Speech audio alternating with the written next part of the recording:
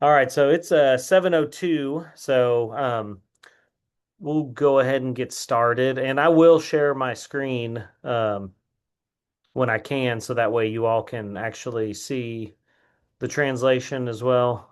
We were just talking about that, and let me scroll down to it so I can actually, because we're going to be doing 24 through 25 is kind of where we left off. So, just to give some background about the first two sessions we had, if you didn't get a chance to watch it, it is on YouTube. I can send you the link if you're interested.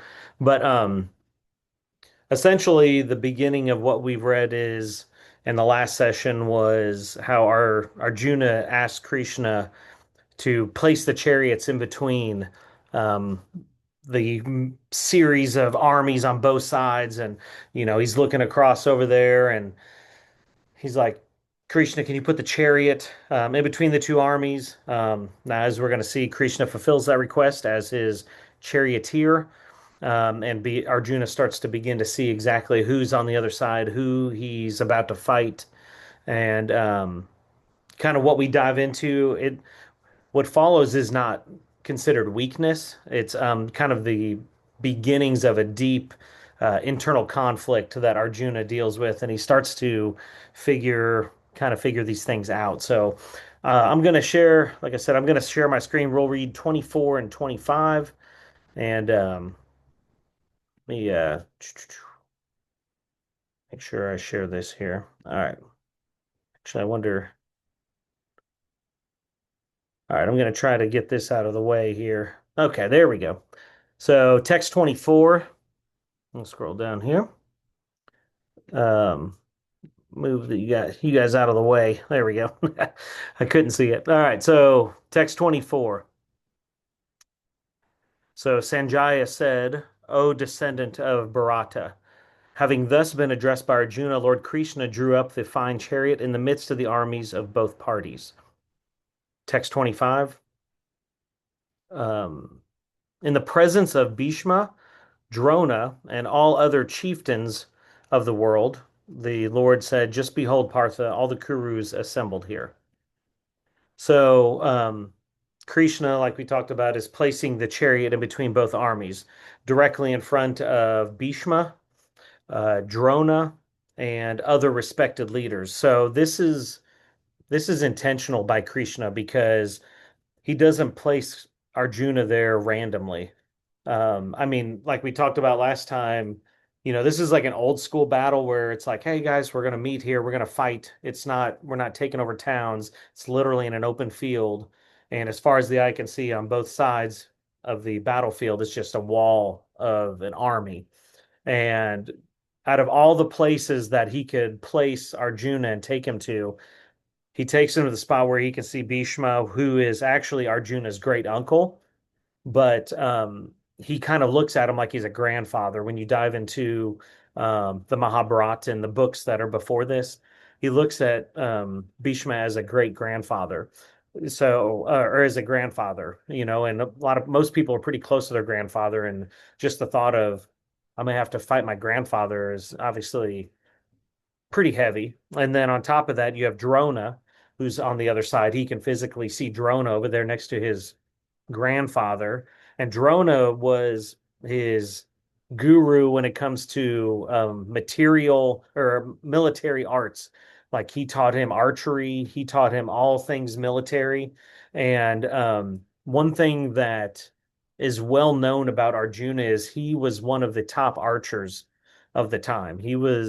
Um, I mean, if people at that time, like who's the best archer, they're going to probably talk about Arjuna. And to see the guy that taught him all these things across the aisle, yeah, across this battlefield. So Krishna didn't place him there accidentally. He wanted him to see Bhishma, Drona, other respected leaders. Um, this he places him there so he can see the emotional attachment that is there and where it would be the strongest. And that's one thing that we'll dive into because not now the battlefield becomes internal. It's not just what's going on the outside. It's this internal pull of I've got family, I've got people I know over there, like I went to school with that guy, and there's just he's got all these material connections that he can physically see over there. So now the war is actually turning internal for Arjuna, because like I said, he sees family, teachers, loved ones, and everything changes. The real battlefield of the Gita is not at Kurukshetra, the battlefield that we talked about, but it's actually the human heart. Um, let's move on to 26 here. Let me try to share my screen again. All right. So go up here to 26. We're going to do 26 through 28. So 26. There Arjuna could see within the midst of the armies of both parties his fathers, grandfathers, teachers, maternal uncles, brothers, sons, grandsons, friends, and also his fathers-in-law and well-wishers. 27. When the son of Kunti, Arjuna, saw all these different grades of friends and relatives, he became overwhelmed with compassion and spoke thus. 28. Arjuna said, My dear Krishna, seeing my friends and relatives present before me in such a fighting spirit, I feel the limbs of my body quivering and my mouth drying up.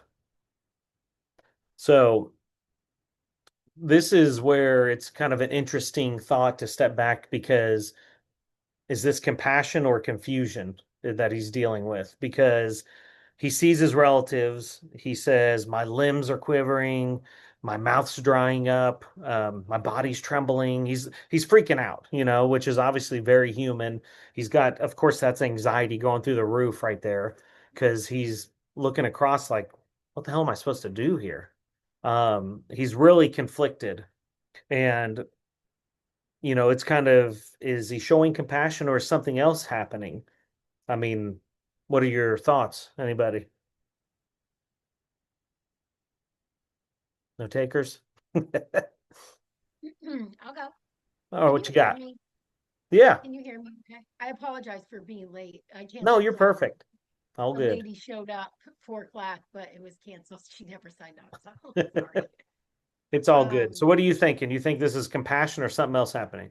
well, at first I thought I was compassion, but I kind of liked it when you said compassion or confusion. Yeah.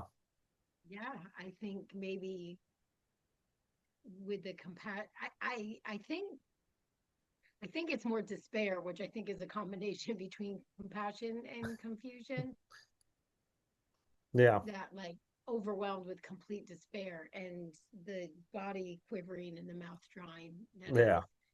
I think I that's know I've felt very like that before. I've had right, anxiety that bad before, you know? right, right. And it usually occurs when something confusing happens and you feel it in your heart. Yeah, exactly. In one of Prabhupada's purports here, he talks about how Arjuna's compassion is actually material compassion and not yet spiritual.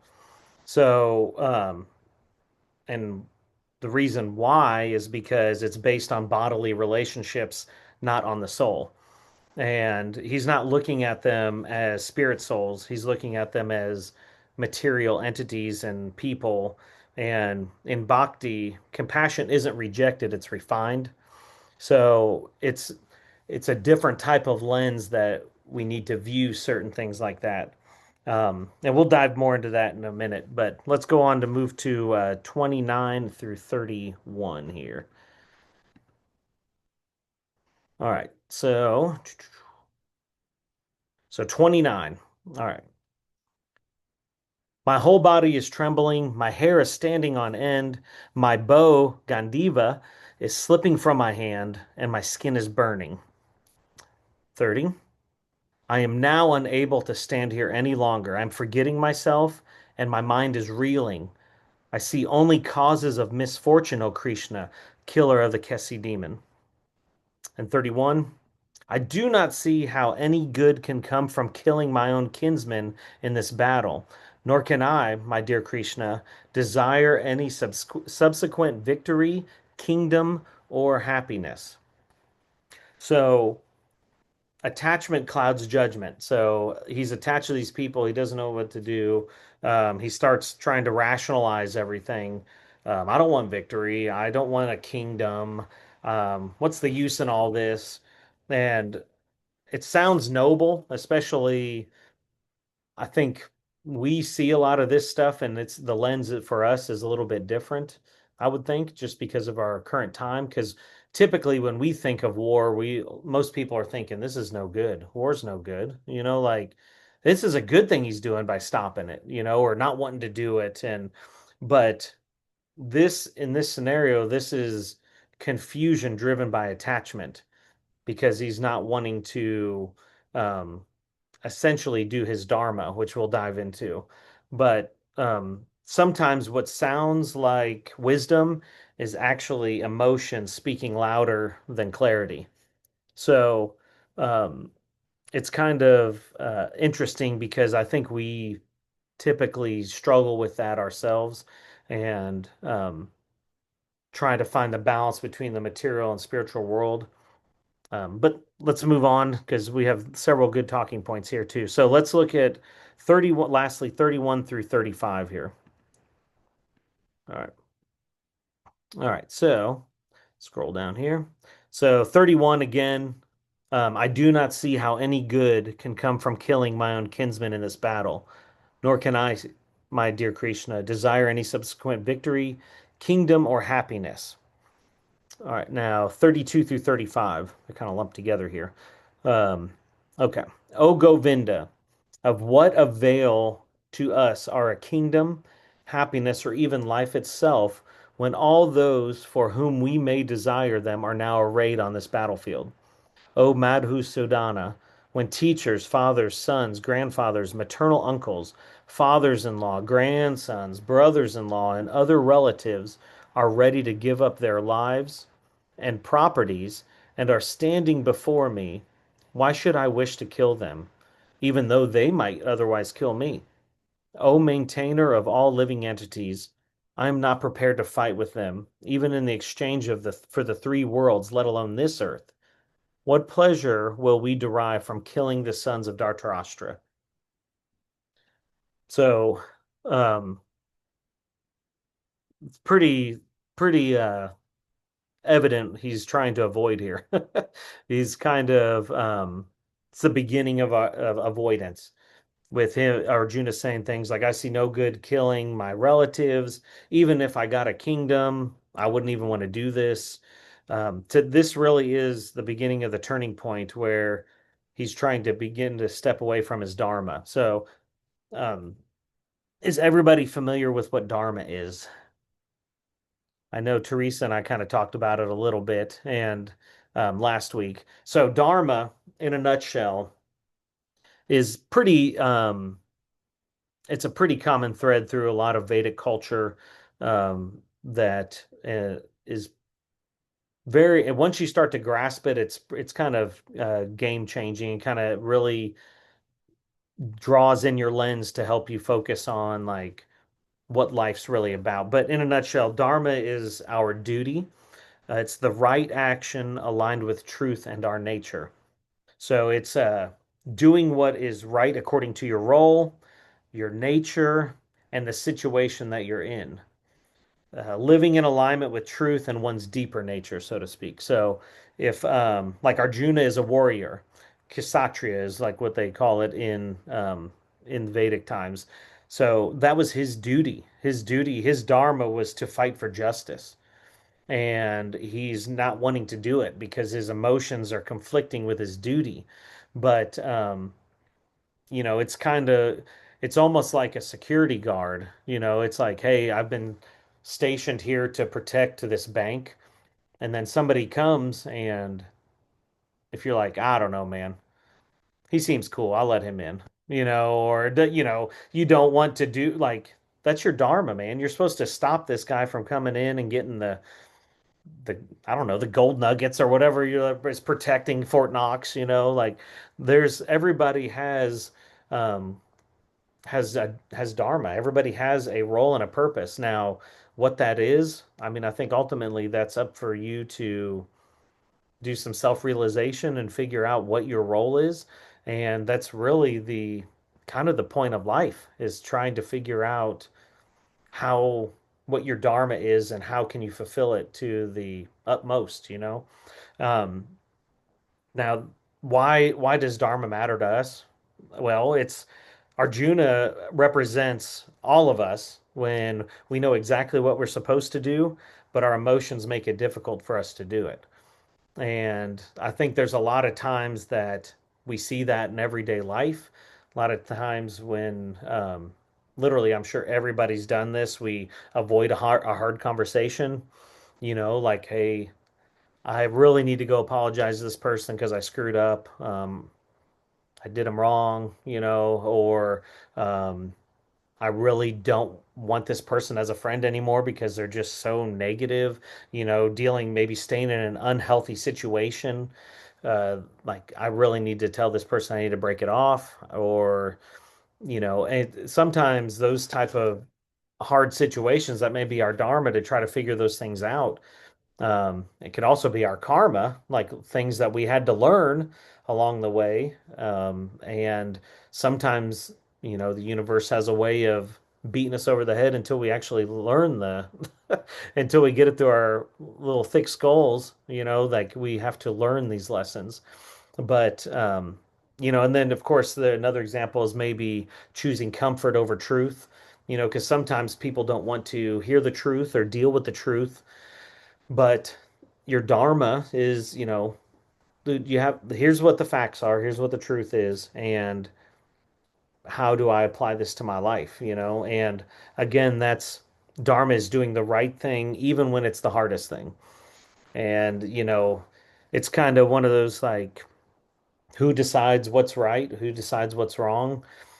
As far as a Vedic lens goes, dharma isn't decided by just one thing. It's understood through a combination of scripture, slokas, guidance, sincere reflection. There's multiple things on how you would get to understand your dharma. Now, like I said, scripture or the sastras, of course, we're reading the Gita. That's a big one. You have the Upanishads, you have the Srimad Bhagavatam. There's multiple, I mean, thousands of texts out there that are very beneficial. And like I said, I've got several things that I can send anybody. I usually keep a box in the back of the car that I've got multiple books in. That way, in case anybody wants to talk about spiritual science, say, I got you. I literally keep it on me because I just love talking about this stuff because it's been impactful on my life, and I just love sharing it with people. So, like again, I'll send anybody any books for free if they're interested. But anyway, just using the scriptures and like the Vedic text for the foundation of what's right is kind of the lens that in this application is what we're talking about. And like I said, guidance as far as like a guru or a teacher. You know, I listen to a lot of stuff from several teachers that I get a lot of benefit out of. Of course, AC Bhaktivedanta Swami Prabhupada. Um, you know, he's written so many books. There's another guy called HD Goswami. He's fantastic. Of course, Radhanath Swami, Raghunath Kapo. I mean, there's so many teachers that I've listened to that have had an impact on me and helped me understand and can help others understand how these principles apply to real life, as well as lastly, sincere reflection. Because you can read and talk to as many people as you want to, but until you look within yourself and start chipping away at the junk on the inside and just being honest conversations with yourself, you're not really going to get very far. Because that's the only way to open up yourself to be able to really dive in is going within, having a look honestly at your own motivations. Am I choosing what's right? Am I choosing what's easy? Truth isn't invented, but discovered, of course, through Krishna, the Gita, and mantra meditation. I saw something in the chat here. Let me see. Let me figure out where it went. Do, do, do. Oh, shout out to Greg's t-shirt. That's right. Friday the 13th. Love it. Let's see. Arjuna seems to be doubting himself and have a short-term view of the battle he is fighting. Seeing his kin across the battlefield inflamed his passion because of the quote-unquote opposite side is filled with members of his own family. It almost feels like Arjuna does not know who he is supposed to fight and is confused. We're supposed to fight a clearly defined enemy, and it should be easy to have animosity towards the enemy. But when your enemy is not what you expect, you second guess yourself. Speaks more to the internal struggle of Arjuna. Krishna positioned himself in the battlefield at a vantage point that created internal conflict. He created the perfect storm to make Arjuna think deeper about what he's doing and why he's doing it. Absolutely. Yeah, it's I think that's kind of what makes it hard too, is because our society norms try to give us what is right, what's wrong, what success looks like, what the perfect life looks like, and that's not as easily defined as what the media or commercials or whatever may try to tell you. It's really ultimately up to your dharma and what that success looks like. I mean, there's one book that or it's actually an old radio program that I always love letting people check out. It's called The Strangest Secret. Now, it's not Vedic at all. It's by Earl Nightingale, but it's you can get it off Amazon. It's like really thin book for super cheap. Or you can go on YouTube and you can listen to the original like 1920s radio broadcast. But what he dives into is what is success? Um, and essentially, what he boils it down to is success is um, basically a goal that you set out to achieve and you achieve it, and then you're successful. It's not the white picket fence, it's not the house, the kids, all those things are great, but that's not success. The having a six-figure job, that's not success. Because I mean, as we've seen throughout the years, how many famous people commit suicide and there's just those things don't please, and of course I don't know them, so I can't speak to why those things would happen, but if I was a betting man, I would say there wasn't much sincere self-reflection there, on things that they dove into to try to figure out why am I not happy. It's probably because you're not following your dharma. You're not following what the path that's been laid out for you. Um, so anyway, I did have a couple discussion questions here, so we'll see. Oh, we have a new one down here too. Success is moksha, emotional liberation. Yeah, exactly. Um, let's see. Have you ever known the right thing to do, but felt emotionally unable to do it? Have you ever known the right thing to do, but felt emotionally unable to do it? I mean, I think I know I've been there, you know. Um, I know there's been times. What do you got, Teresa? I know you I was got an going to say, are you example. looking for us to speak? Because I love Yeah. to speak. I've been alone outside working all day. I haven't talked to anyone except for one person. Let her rip, Tater Chip. I mean it's true. Sorry.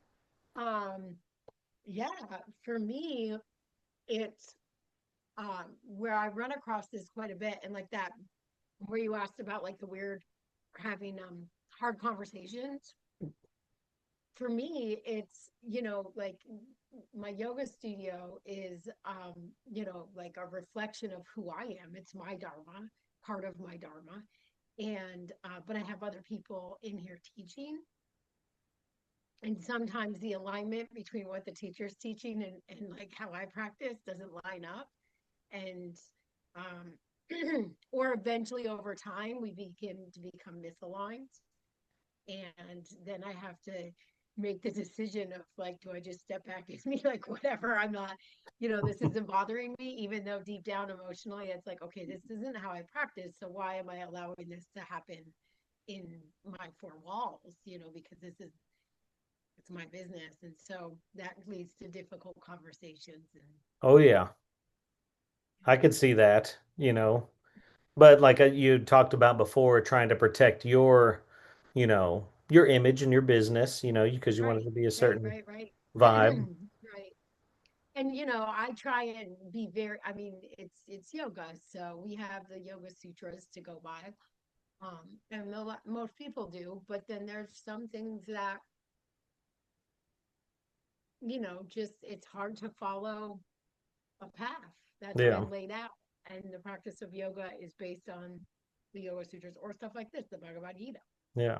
So So do you I know think the kind of the question that I proposed was, have you ever known the right thing to do, but felt emotionally unable to do it? Were you not able to talk to them or yeah, and it leads to dry mouth, tremors in my body. Right? Like Yeah. I dropped the bow and arrow, it's like falling out of my Yeah. hands, you know. I mean, you know, it's the same exact thing that Arjuna is going through on the field where it's like I want to do this because it's easy, but my dharma is saying it's not right and I Yeah. have to go this way and I have to, and then you do it, and which I've had to do it, and actually this really just kind of happened recently, and then it creates, you know, there's ego involved and for everybody, and then it's like, well, you know, it creates for a very hard situation, and when you want to be loved by everybody, but there's it's a lot of discipline, I think, to be able to say no, this is how I need it to be done, and if not, then I don't want to hurt your feelings, but Yeah. But I would um say, and I think most people can attest to this because I would say everybody's had a hard situation. And then even if it took them quite a while to finally do the right thing or the hard thing, once it's done, you're like, God, I feel so much better.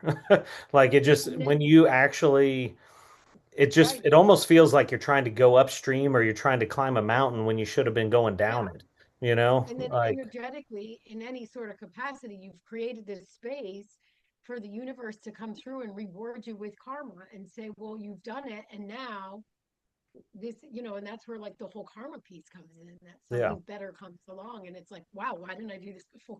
Why Yeah. did I struggle over this for 3 months and not sleep and overthink and sweat and dry mouth and panic when I should have done this all along? So Yeah. it's really like that trust and that faith that if you're living your dharma, um and you're making decisions based on your dharma, that it's always going to be better in the long run, Yeah. but in the short term, it's a pain in the butt. Yeah. But like I said, it's, you know, at least from my personal experience, every time I've done something that felt like I was called to do, or, you know, it's like when I finally did it and did the right thing, or even made a hard choice and went through with it, I mean, it just feels like a burden's lifted off. Like, I think we can tell when we're in alignment.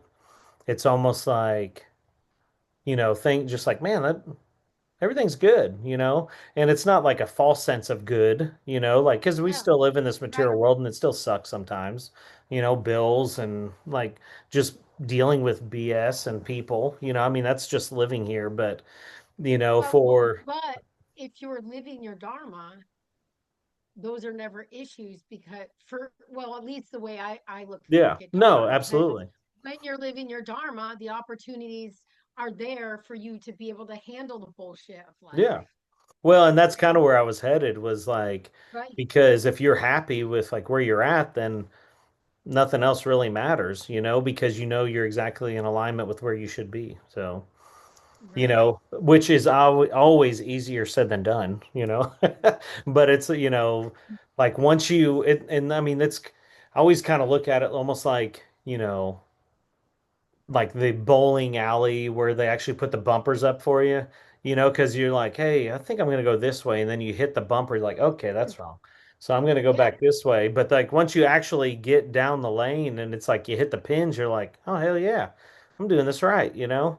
And so you yeah, just, every because the time path you, is just laid out. Your karma and the yeah, dharma are together.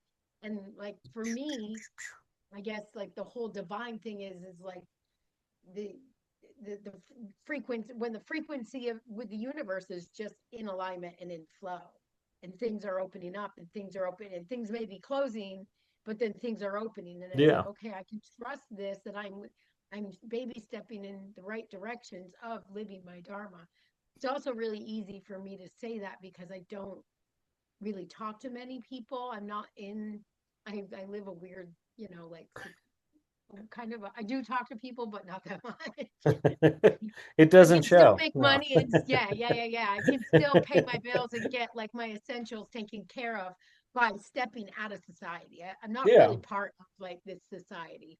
Yeah. Um, But I and think and so it kind of goes back to the whole sincere reflection, so it's like, right. all right, if I'm hitting this barrier over here and then I'm over here, it's like, okay, now I'm going to try this again. All right, last time it took me multiple times to just get over this and make the right choice. Now I'm just going to do it and set my path.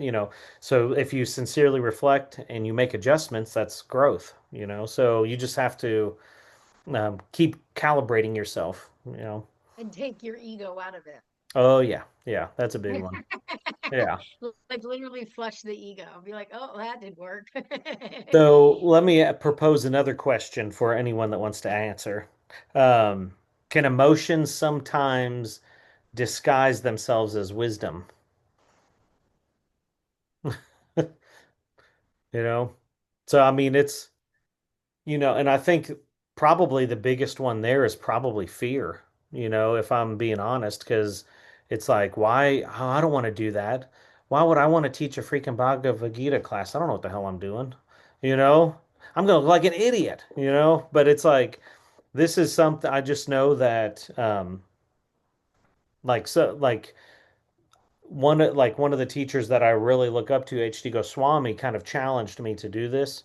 And so it's like, all right, just because this is important, like especially in this time of just, I mean, complete chaos and like this world's just a mess, and it's like we have to rely on the fact that there's more to it than just this material world or people that are not wanting to look within. They'd rather have their ego and try to do things like from a political standpoint or that it's like once you start to dive into the Gita and it starts to change your brain and I guess for lack of a better term, brainwash you to where you start to have this lens of like bhakti and like devotional service and just being there for people, you just like it just kind of makes you sad to see the world how it is because it's just like, man, it'd be so much better if people just cared about people, and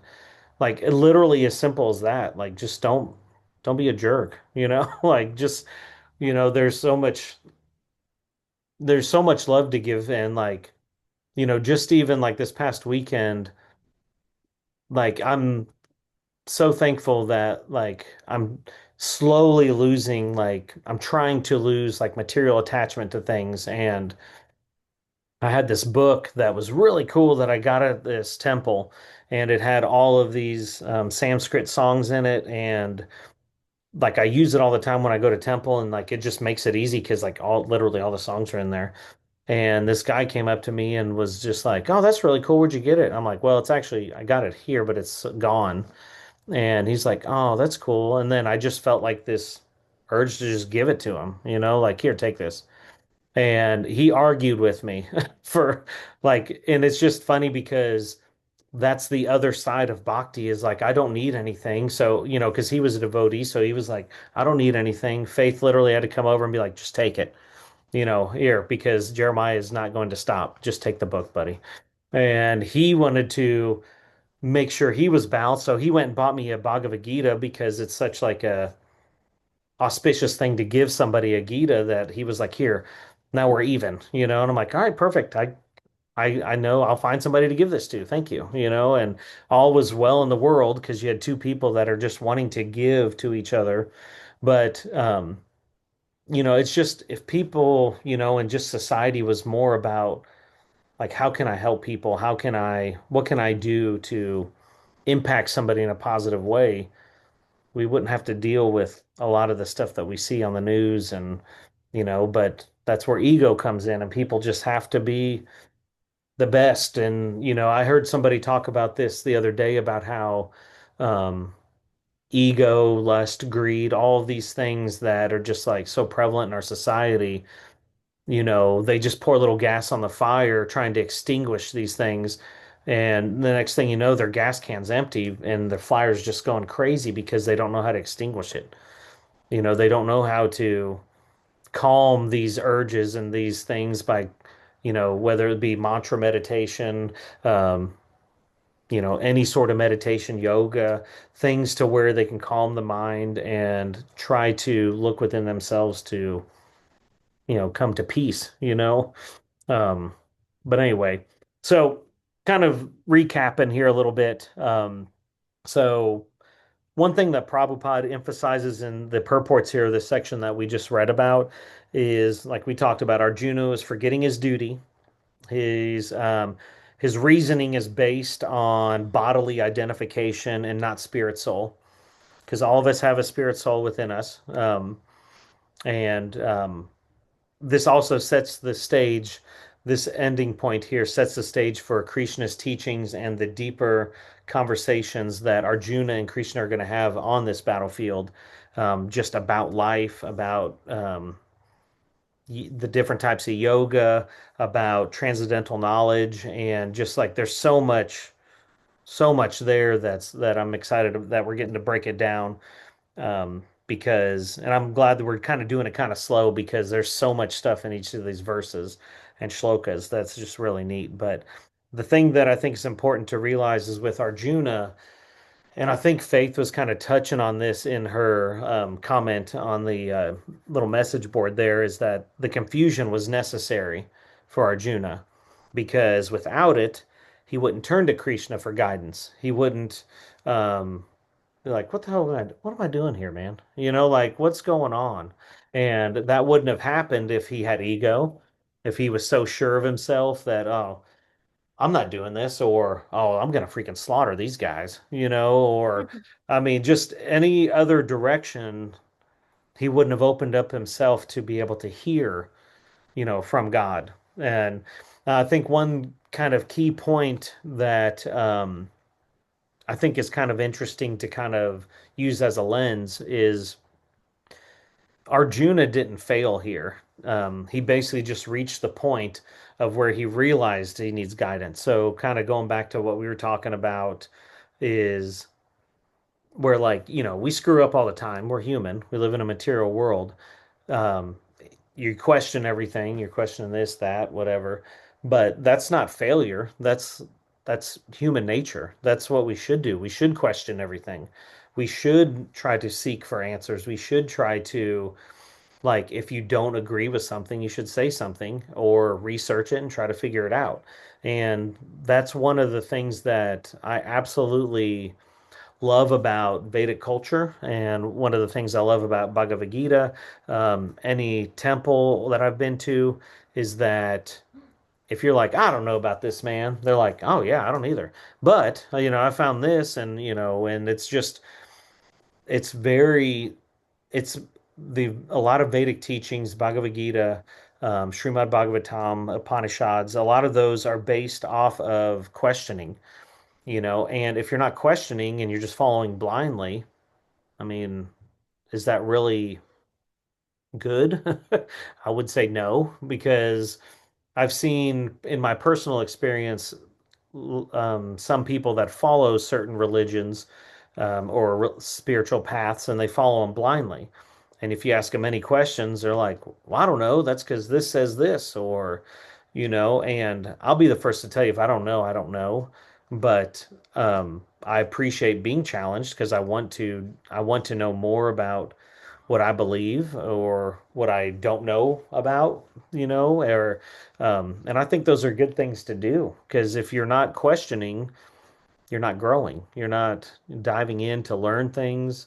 And, just a little bit background of me and kind of how I got here, because I don't know if I ever really shared this before, but um, I kind of deep dove into multiple spiritual paths. Like I was raised Christian and even went to Baptist school. So like I had Bible class, I had all these things. Like I got fed this stuff and I would say it was a pretty good believer, during that time. But as I got older, I questioned everything and started down multiple paths. I mean, you name it, I dove into it. I've looked into it. Um, just trying to find what resonates with me. And several years back, probably about 4 or 5 years ago, I landed on this term omniism, which essentially is all paths lead to the same God. And that really resonated with me because I'm like, oh, hell yeah. Like, because if you really boil down most of them, they're all essentially about the same, like whatever religious path you may look at. So I was like, that's really cool. And then I started really getting into Buddhism and meditation practice, and that tremendously helped me with my anxiety and controlling my mind, and not having monkey mind where it's just running all the time, trying to focus it. And that was fantastic. But I just felt I was like, there's got to be something more here, and that's when I started to dive into the Bhagavad Gita, and it was like I said, it was transformational for me, and talking to people, a lot of things that a lot of bhakti yogis, as well as like people that follow Sanatana Dharma, just as essentially Hinduism, um, what they believe is they really don't care as long as it gets you closer to God. And I was like, hey, that's like what I was saying. That's like what I'm into, like that's really cool.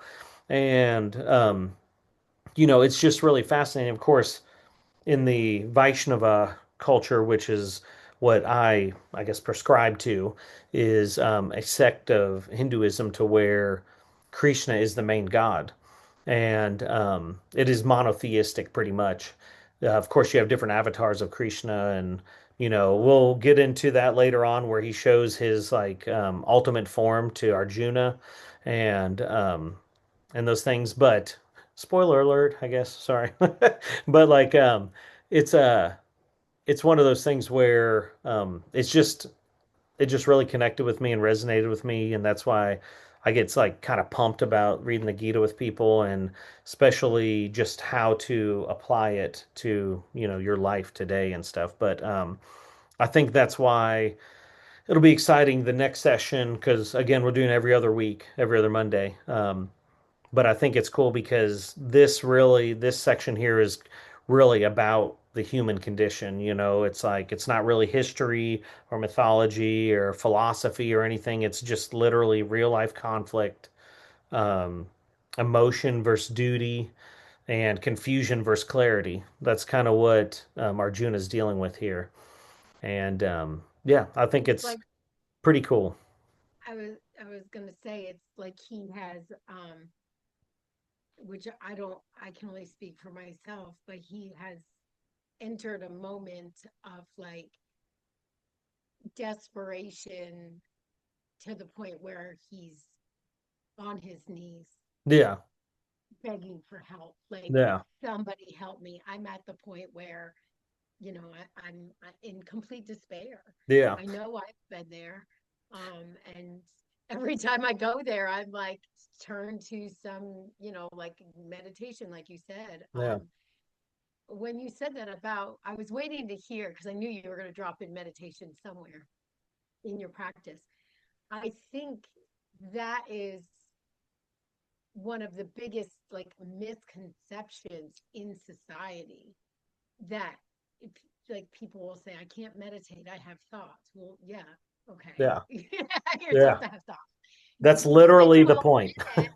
Yeah. Right, that's literally the point. You're giving your mind so much space and freedom that the thoughts can run and run and run until eventually the thoughts will stop, but you got to give yourself 12, 15 minutes.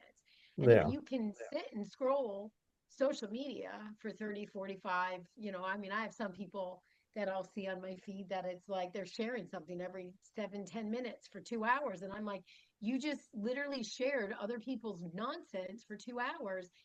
You're telling me you can't sit for 30 minutes with nothing?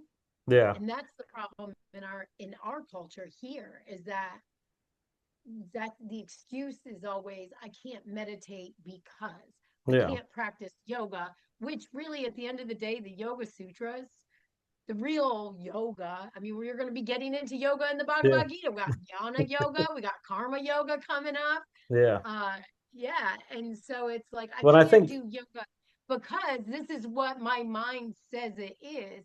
And I keep telling, like, just especially my students, but anybody that will listen to me, if you get up in the morning and you meditate for 15 minutes, that gives you 12 minutes for your mind to go wherever it needs to. And then at least 3 minutes of quiet, the drifting. Yeah. And if you, once you hit that drifting point, which takes practice to do it, then you get to that point where the ego has been dropped, the thoughts have finally stopped, and you're in that space of listening to your true self and to like what your heart's telling you. Yeah. So then when it comes to these situations of conflict, you can go back, you're in a practice. You get up every morning and meditate. I bet you Yeah. meditate at least once a day. Yeah. Well, and just even try, so for me, what I try to do, and everybody has to find their own kind of practice to figure out what's Right. best for them. But like I But the wake only up, time you're ever going to know what your dharma is if you can listen to your heart. And the only yeah, time you can listen exactly. to your heart is to shut off the thoughts. And the only way to shut off your thoughts is to meditate. Yeah. And That's it. meditation can and that's the thing is there's obviously a couple types of meditation. Of course Which there's one? yeah, so just pick one. Yeah. There's I do mantra meditation. yeah. So I'm And big then on a mantra 15-minute, meditation, yeah, you know. I 15 know minute we've talked guided about that meditation. before. Yeah. Yeah. Doing And the most of the time, the mantra goes away and you're just drifting and then you have yeah. thoughts but then when you're done you're like, wow, that was an experience. And then somehow some way you hear something in your soul, so the next time you're faced with conflict you have a little bit more of an idea of how to handle the conflict because you've heard your purpose from Yeah. your own heart in that stillness and silence that only really happens when you're in meditative state. Well, and starting off, what I've suggested to people and what helped me was I did 5 minutes and I would close my eyes. I'd focus right here on the back of my forehead and I'd breathe in, I'm not this body, and I'd exhale, I'm not even the mind, and just like breathe in and breathe out. And you set an alarm for 5 minutes, which is nothing, but it's funny because when But you it first feels start, like you're like, everything. you Yeah. look down, you're like, oh, it's got to be 5 minutes, and you peek, and you're like, it's like a minute and a half. You're like, what the hell? Yeah. Like, Yeah. it's But you just that keep, 5 minutes. right. And that's what I keep telling my students, like, but you have to keep coming back to it and Yeah, practice. It's a practice like anything else. But the thing about meditation is when you get good at it and you practice, yeah, and I mean, I really last year at this time, I could really honestly say I had no meditative practice. I was on my knees looking for answers, saying, God, please, like, give me the friggin' answers to like all of my strife. I mean, I think you and I first met like a year ago, is yeah, right? I was yeah, repairing my body from my car accident, karma and dharma and all that stuff that yeah, was going on. And I really do think that I just kept going back at it and practicing. And if we're ever going to escape the society around us, because society's chaos, 6,000 years ago, there was people having wars. yeah. Never going to stop. War's not going to stop. No, You we're know, literally there reading about a war, and this is like 5,000 years ago. right. That's what I'm saying. Like Yeah, 6,000 years ago, yeah, wars are not going to stop. Greed's not going to stop. yeah, Society's not going to stop. Ego's not going to stop. People are. What needs to stop is that we you said it before, self-realization, self-actualization. And where does yeah, that happen? By each individual soul taking a step back and saying, you know what, I'm going to give myself 30 minutes of stillness and yeah. silence, and I'm going to battle with my own thoughts. I'm going What to I have these. think being intentional with setting a time to do it is key. Because, like I was saying, is that's when I do it. My practice is usually in the morning before work. I set my intention. I try to read a little bit, do some mantra meditation, and just really make sure I'm kicking off the day with on a good Right. foot. But it is kind of funny. uh You were talking about how, um, you know, Arjuna is kind of like, help, God, I need help. Well, at this point, he doesn't even know Krishna's God. It's just his I buddy, know, you know? he's just his friend. Yeah. And so he doesn't It's even know that I yet. can't do this. I It's can't do this. I kind of envision Krishna kind of sitting there just smirking, like, oh, buddy, just Yeah, wait, you like, have no idea. You're getting Right, ready to have your world rocked with what we're getting ready to talk right. about. But yeah. But And I anyway, think I think all very good, valid, fair points. But I yeah. think, to bring it into like, how can we, I mean, there's only one way to know what our dharma is. And I know that's kind of down in the Yeah. future and of the book, but I actually cheated. I got another audiobook I've been listening to. I was recommended an audiobook, Cool. uh, a Bhagavad Gita audiobook in my meditation class. It's by Jack Hawley, a walkthrough for Westerners. Nice. I would recommend it. Um, it's I'm just listening to it on audio because I Yeah. drive so That's awesome. much. And I was like, yeah. And Did it, Frank or Greg or Faith, you guys have any questions or anything or comments or just come on, you guys have absorbing to it? talk. Greg's pretty quiet. It's all good. I'm just glad to see him. Well, Greg's a silent witness. No, I love talking. It's getting me to shut up. It's hard. I have so little to add right now. I'm so new to this. Truly, I know like I it's the timing was crazy because I started reading this book, Dharma Punks. Oh yeah, I've got that book. Yeah. I figured, yeah, it's Yeah. up your Oh, alley. what is it And called? It's called Dharma Punks. It's about a dude that was like a punk rocker that took the dharmic path. yeah, so it's I like you, Jeremiah. I grew up in a Christian conservative home. I walked away from that years and years ago, so I'm definitely a curious atheist at this point. But And you're rocking the bad religion shirt, so that's all good. yeah, it's my favorite. I But saw yeah, I I switched saw I it. saw them with Social D in Cincinnati. It was a great Oh, show. did you? Yeah. Oh, that's awesome, man. Yeah. Recently, or was Fantastic. it a long time Yeah, ago? it was like maybe about 2 years ago. Yeah. Okay, Yeah. oh, that's awesome. Oh yeah. I Yeah, love bad religion. I just got to the point in this book where they started talking about how his path started with the Gita. It was the first time I'd ever heard that word, and then like a day later, I saw your post online about how you're going through the Gita. And I was like, Yeah. well, I'll look into that. So Meant to be. Yeah. I There you guess go. so. Hey, your If you Dharma want led you another, there. yeah. If you The want Dharma was like, another, and that's a perfect example though of like these weird synchronicities that happen because you like, all right, like Dharma punks. That sounds good. I'm gonna download it on audio. I'm always looking here's for what fun stuff. here's what you need to read. From Punk to Punk Monk. monk. From Oh, I've Punk to never Monk. heard of them. So from you remember Youth of Today? Oh yeah, I yeah. love Yeah, that this band. is Ray Cappo, their singer. Oh, okay. Yeah, he was in Shelter as well. This is his story about becoming a devotee about the Bhagavad Gita and him living in India. So Shelter was one of the first Krishna core bands, Yeah, right? With what was that? Equal I Vision. actually have their logo right here. Yeah, there you go. Yeah. Yeah. Yeah, I mean, I was reading the book from uh what's his name? Is it Vic? Miguel. No, How a Punk Can Find Peace and You Can Too. It's Oh, from that's Teenage cool. Bottle Rockets. Oh, nice. Yeah. Yeah. It's Miguel's really into yoga. I started yoga years ago, but I never got into the spiritual side of it. So it's I don't know. This journey just started for me. Yeah, it's a game changer. The thing that I like about it is, and you can attest to this coming from like a punk rock background and stuff too, and a Christian one at that, like you just you just like kind of pissed off, like why do I waste my time with all this stuff, man?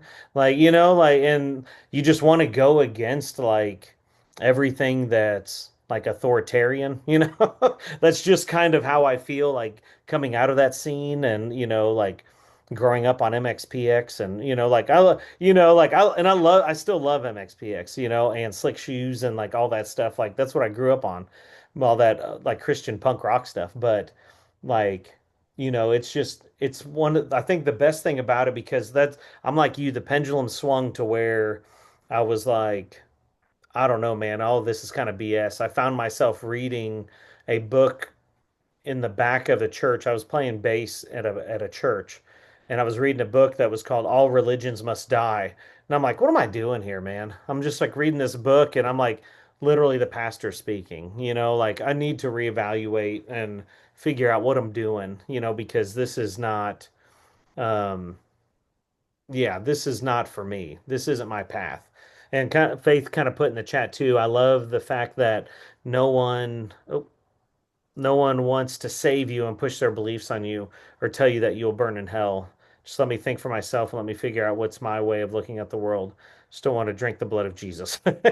But yeah, it's Right. that that is one of the things that I can attest to is in relation to a lot of the Hindu people and like Vedic people that I've met is they really don't care what you believe. Like they're just happy for you and they want to share food with you and they just want to, you know, just talk to you. Because No, they and you yeah, nobody's, because it's up to you to figure out your own dharma and walk your yeah, own path. They're like, hey, I'm just walking my path and figure yeah, out my dharma. Let's hang out. yeah. And I mean, Right? they Like, let's don't hang out. like, Yeah. that is one of the things that was difficult for me at first. And luckily, I've had some good teachers, like leaders and stuff that have been guiding me on this path. That it's like, because I was so afraid I was going to do something wrong and be like condemned for it, or like, oh my God, like, am I gonna like get sent to like Hindu hell or something? Like if I do something wrong, and they're like, what? No, your karma No. is going to get you. They're like, Yeah. no, there's this thing called karma. And Yeah. there's an Well, and energetic force that takes care of all this for us. We're just wanting to hang out and eat. yeah, well, and that's the thing is the without getting into too much theology, but like for Vaishnavism, like the ultimate goal is so in a nutshell, you have forgotten your true identity, which is essentially a spirit soul. And your ultimate goal is to get back to Godhead, which is where there's multiple upper planetary systems, and that's where Krishna is like at the top planetary system. The ultimate goal is to get back to Godhead. How you do that in what they call the Kali Yuga is like what we live, like this current time frame. It's just complete chaos, and I mean it's just insane. The only way to do that is through remembering God and chanting and getting it. And it's funny because then, of course, the old Christian in me is like, "Oh my God, what if I don't chant enough?" And like, what if I like, and I don't? They're like, you'll just get it in the next life then, like, because Right. you're just gonna You're going to recycle reincarnate. until you, right. Yeah, and Right. so they were like, all that's going to happen is you'll just try again next life, but you'll be further along than you were. So you just keep chipping away at it. And I'm like, oh, okay, no stress then. Here we go. I'll just do the best I can do and try to be a good person and, you know, and and that's one thing that I love about it is that it's not, of course there's, it's an ancient like spiritual science, so to speak. So there is certain things that you should try to do in order to further your spiritual walk. But if you're not, nobody's like, hey, you need to be doing this. Why aren't you doing this? Or nobody's like barking at you. And that's one thing I that I believe love about it is, I believe coming up in one of the chapters, like either three, maybe two, is that Krishna tells Arjuna that one of the things one of the highest honors that you can do to get you close to God is share the ancient scriptures, yeah, share this knowledge, like the jnana yoga. yeah. That's like the easiest way to get. And so I thought, wow, good on you, Jeremiah. Woo, woo. Yeah. Yeah, and I did. I was like, good for him. I don't think I could host something like this. I don't. Yeah. Well, and that's Yeah, why I was like, I'm every other week, people get tired of hearing yeah, my no, voice. But perfect. and Frank, and Greg, of course, Greg, I've known Greg for quite a while, but like if either of you have any questions or you're like, feel free to message me. I'm an open book, If you just want to do it one-on-one or you want to throw it in that chat or whatever, either way's cool. Like I said, I've sent Gregory a bunch of stuff. He's got a bunch of books I've sent him, and Frank, I don't mind meeting up with you or mailing them to you too if you need some more reading material. I had a copy of this, but this one I can't let go because it's actually when I met Ray Capo out in California for a shelter show. So I don't know. that one might Maybe, stay with me. Yeah, maybe you got to if hang you on to let that. it go, you'll level up a little quicker. Are Yeah, you yeah. really that attached to This is one of the it? material attachments I'm stuck with. So, But but isn't yeah, it funny? But you know what? For right now, but yeah. eventually, maybe you're going to meet that person and you're going to be like, you know what? I am not spiritually attached to it. I think the outcome of giving this away to somebody else is going to be Well, what's more than funny enough. about that is I went out to California to see Shelter play in LA for my birthday like 2 years ago. And Ray Capo, Raghunath Capo, was set up at Revelation Records. It was like this super famous, like well-known, like hardcore punk label from back in the day that still puts out records. And he was set up there doing book signings. So I'm like, hell yeah, I'm bringing my book. I'm going to get it signed because I pre-ordered it. Well, I left it at the hotel room. So I had to buy another one from him and get him to sign it. So I had another one that I gave to somebody else, already. So I've still kind of let go of stuff. See, Yeah, yeah. Well, I mean, that's but I highly suggest this book because even if you don't know who he is, it's super cool. There's what an is it audio called? book too, From Punk to I Monk. know. I have so many audio credits to catch Yeah. up. I think I get two a month or something. It's Punk really to cool Monk. because he's so down to earth, of course, because he's like a old punk guy. So like he's just like kind of talks about how he was living in like Lower East Yeah, Side New York and how rough it was and just stories about, of course, if you are familiar with him, just the stories about Shelter and youth of today are just fascinating. But him talking about living in India and riding on a train and he's like like it smells in here and what am I doing? Like why am I here? I And just his downloaded it. realizations, but it's a really fascinating book. But I'm always looking for like fascinating, and I like it too because it's kind of like Ram Dass's Path to God, yeah, which is like his take on the Bhagavad Gita, because you're also getting the lesson, but through a lens of a real world person, yeah. like in the physical realm. So it's Hmm. like wow. So I downloaded it. As soon as I get done with this version of the Gita, I'm gonna listen to it. I have nothing else to do.